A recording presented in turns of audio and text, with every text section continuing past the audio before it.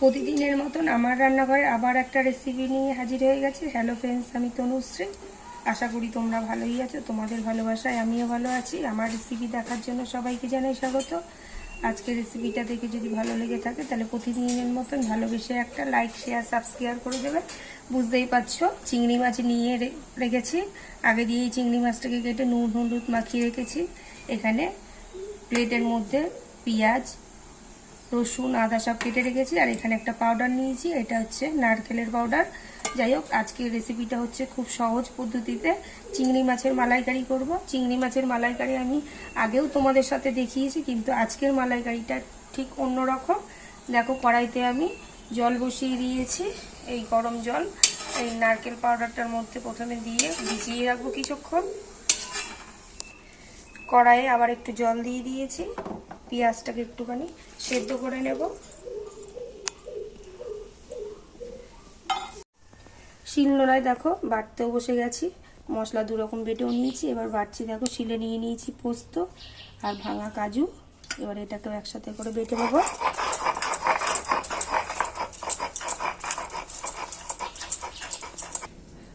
কড়াই গরম হয়ে গেছে, কড়াইতে দিয়ে দিলাম সরষের তেল। তেলটা গরম হওয়ার জন্য একটু সময় নেব। তেল গরম হয়ে গেছে, নুন হলুদ মাখা চিংড়ি মাছগুলো তেলের মধ্যে দিয়ে একটুখানি ভেজে নেব। চিংড়ি মাছটা খুব কড়া করে ভাজে না, তোমরা জানো, একদম হালকা করে নেড়ে চেড়ে তুলে নেব।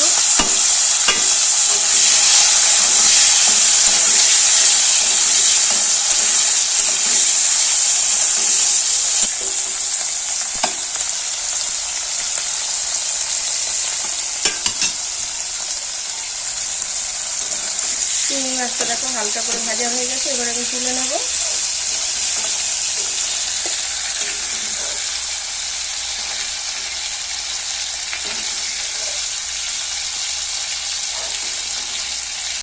ভাজা তেলের মধ্যে ফোড়ন দিয়ে দিলাম এলাচ আর দারচিনি।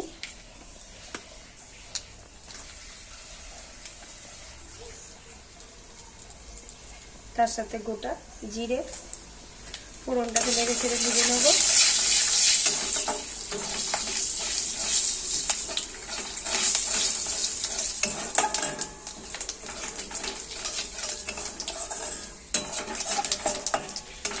ফোড়নটা ভাজা হয়ে গেছে, দিয়ে দেবো সেদ্ধ করা বাটা পেঁয়াজ।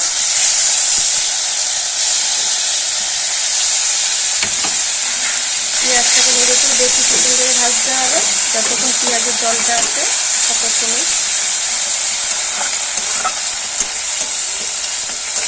নারকেলের পাউডারটাকে ছেঁকে নেব। গরম জলে ভিজিয়েছিলাম অনেকক্ষণ আগে।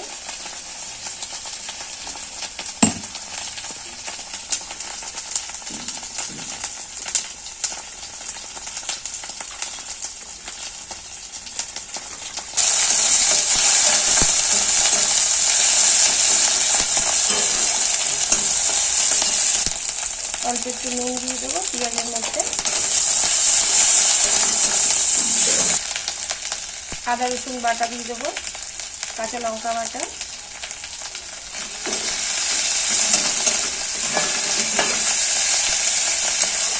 রসুন, কাঁচা লঙ্কা, আদা সব কিছু ভাজা হয়ে গেছে, কাঁচা গন্ধও চলে গেছে। এবার আমি দিয়ে দেবো অল্প একটুখানি নারকেলের যে দুধটা বের করেছিলাম সেটাকে।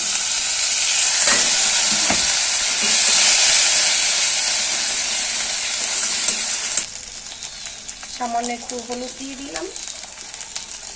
তার মধ্যে যে বেটে রেখেছিলাম পোস্ত আর কাজু বাদাম সেটাও দিয়ে দিলাম। জল একটু দিয়ে দিলাম। ভালো করে মশলাটাকে কষিয়ে নেব।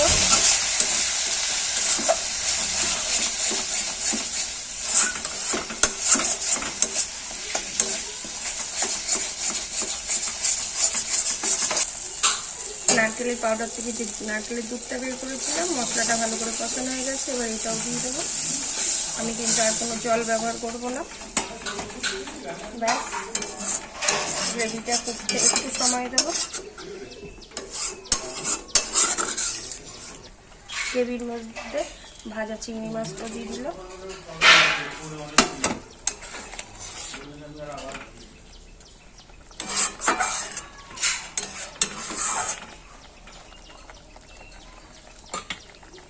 গ্রেভিটা উঠতে শুরু করছে, মোটামুটি আমার রেসিপি তৈরি হয়ে এসছে। এবার আমি নামানোর আগে একটু চিনি দিয়ে দেবো, ব্যাস আবার একটুখানি সময় ধরে ফুটিয়ে নেব।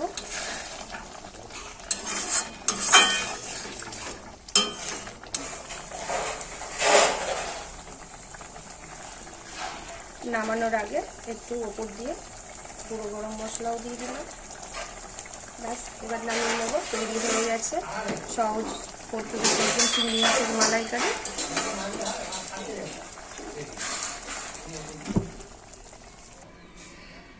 আমি তো বলেই থাকি আমার রেসিপি দেখে তোমরা একদিনকার বাড়িতে করে খেয়ে দেখো, আশা করি ভালোই লাগবে।